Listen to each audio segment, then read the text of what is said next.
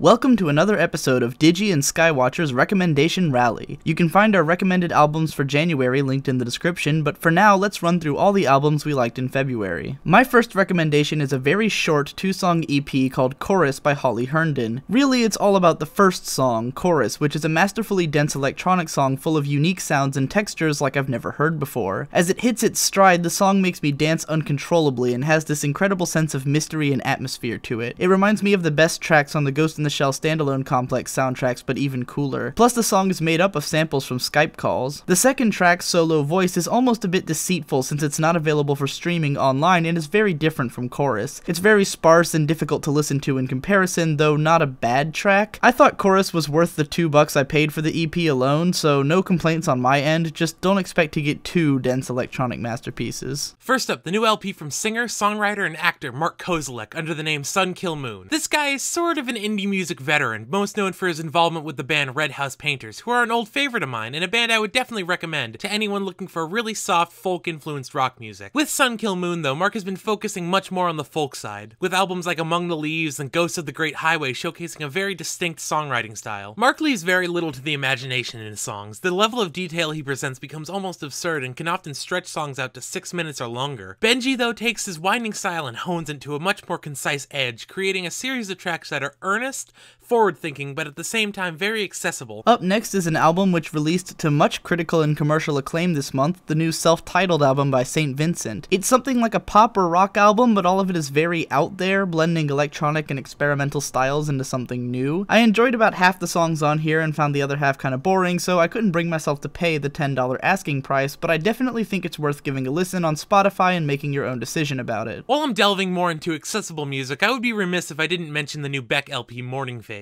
Beck is a guy I probably shouldn't have to introduce. A singer, songwriter, producer, and musical eccentric best known for his absurd style mixing hip-hop, funk, soul, folk, and noise music into undeniable 90s radio staples like Loser and Where It's At. This new album, though, is actually a companion piece to his 2002 critically acclaimed album Sea Change. And much like that record, it dabbles in the softer and more tender side of his personality, bringing together acoustic guitars, lush strings, very light synthesizers, and organs in his low crooning voice into a very blissful and slightly psychedelic experience. For rap music this month, the big release was Oxymoron by Schoolboy Q, a massive album which can be listened to in full on SoundCloud. The album covers a pretty good spectrum of hip-hop styles, from big hype tracks on the openers to more chill tracks and even some party music. Most of the lyrics are pretty dumb and largely deal with gangster shit, but some of it's pretty fun, and Q bounces between being attention-grabbing and unremarkable. Overall, this one has some tracks that I adored, some that were okay, and some that I didn't like at all, but there's so much here that I can almost cherry-pick the good stuff and make a little EP out of it. The new album from the band Temples is kind of odd for me. While I did enjoy it a lot from a songwriting perspective, I felt that for me, sonically it was too reminiscent of its influence to make a lasting impression. Much like other contemporary psychedelic rock acts, these guys try to emulate that old school Sgt. Pepper sound, but unlike Tame Impala and Foxygen, Temples don't seem to have the modern bite that gives the album an edge. But that doesn't mean it still isn't enjoyable to listen to. The reason I put it on this list is that I'm sure one of you guys will probably enjoy this thing to its fullest potential, even though I'm not. Moving into the albums I really enjoyed this month, first we have Sleepwalking Sailors by Helms Ali. This is a sludge metal album that took me back to the early days of Mastodon and Isis. Being as I'm a big fan of those bands, this album felt right at home for me with a few instantly memorable tracks. It's a heavy and crushing album, but it's strangely got a light and fun atmosphere, sort of like how Mastodon songs always seem really happy as far as metal music goes. The brief track Crystal Gale in the middle of the album seems to hint at the laid-back and chill atmosphere that it's really meant to convey. All around, if you're a metal fan, I recommend giving it a shot. I think it's about time we got back to the weird stuff. And for those of you watching who like eccentricity and want to have your sensibilities challenged, you can't look much farther than Shoo Shoo. These guys are a post-punk band who use elements of noise and more recently electronics to create these really harrowing and severely tortured rock songs. But on this new album, Angel Guts: Red Classroom, the group takes that electronic sound from their previous few records and throws it out the window, returning to form with an LP embracing a much more down-to-earth sound. And I think it goes over really, really well. Kindly Bent to Free Us is the first 2014 album from a band that I've actually been following prior to this year. Cynic has a pretty interesting history as a band who dropped an influential technical death metal album in 1993 before disappearing for 15 years and re-emerging with the album Traced in Air. Their first two albums never quite grabbed me besides a couple of songs, but their 2011 EP Carbon-Based Anatomy did, so I was excited for the new album. This one has Cynic going fully into a 70s prog style, abandoning any pretense of being a metal band with their uptuned bass tones. Everything on the album is incredibly technical and tightly performed, with spiraling, impressive riffs that the band is known for. Altogether, I felt this album represented the band's most consistent and excellent songwriting to date, and is the first full-length of theirs that I enjoyed from start to finish. And finally, an album I've been looking forward to ever since it was announced. The new collaborative LP between Sun and Ulver. Two really dark and intense metal bands that I hold very near and dear to my heart. Apparently these guys recorded this stuff in or around 2008 and have been sitting on it for a while now, which of course only served to pique my excitement. Surprisingly enough though, this album is very gentle. While the normal heavily distorted guitars that go into this sort of music is still there, there's also a lot of strings and synthesizers adding to these drones. There is a touch of heaviness, I mean it is still a metal record, but with the way it's mixed and the way the two bands build these tracks into huge, almost post-rock-esque climaxes, it almost reminds me of Brian Eno a little bit, who, if you don't know, is one of the pioneers of ambient music, so if you like this record, you should definitely check that stuff out. My favorite album of February is A Place That Doesn't Exist, a free EP released by Willis Earl Beale on YouTube and Spotify. This is a dark, disturbing, and atmospheric folk album with a soul spirit living inside of it. The tracks mix acoustic and electric elements into pretty folk songs that all have a subtle and strange grimness to them, with lyrics that range from storytelling to poetry, all with a tinge of comedy among their darkness. This thing goes a long way in 35 minutes, and there's something weirdly fun about it despite all the darkness. Beale's website and persona are pretty interesting, and I'm definitely interested in looking into more of his work and possibly buying his full-length album just to show support for this EP as well. That about wraps up our recommendation rally for the month of February. Please look in the description for links to where you can listen to and or purchase each of these albums, and by all means, if there's any albums that we missed that you loved, feel free to talk about them in the comments. Tune in next month and we'll be at it again.